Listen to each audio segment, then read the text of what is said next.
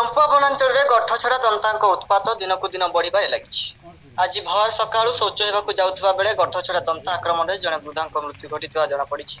मृतक चंपुआ थाना अंतर्गत सुनापसी पंचायत जड़ापोखरी ग्रामर नरोत्तम महांत 65 वर्ष मिलता सूचना अनुसार आज भोर 5टा बेले नरोत्तम शौच होगा जाइथिबा बेले दंता हाबुड़े पड़ी जाइथिबे। दंताटी छाती में माड़देवा सह सुंदरी टेकी फिंगी देथिला।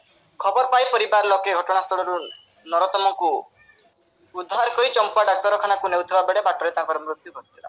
चंपा पुलिस डाक्तरखाना पहुंची मृतदेह जबत कर व्यवच्छेद जिला मुख्य चिकित्सालय को पठाई घटनार तदंत आरंभ होइछि। सूचना योग्य कि गतकाली मयूरभंज करंजिया बनखंडरू एही दंताटी बैतरणी नदी पार होई चंपा वनांचल रे प्रवेश करथिले। आज दंताटी मुकुंदपुर रे थिबा नै वन विभाग पक्षरु सूचना मिलिछि।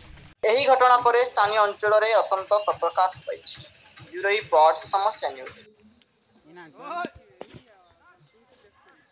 दो माझा लिखा पूरे पानी ये ते नीना को जुका ये बात पे प्लेन पे का गिर जी ये हम रुआ 4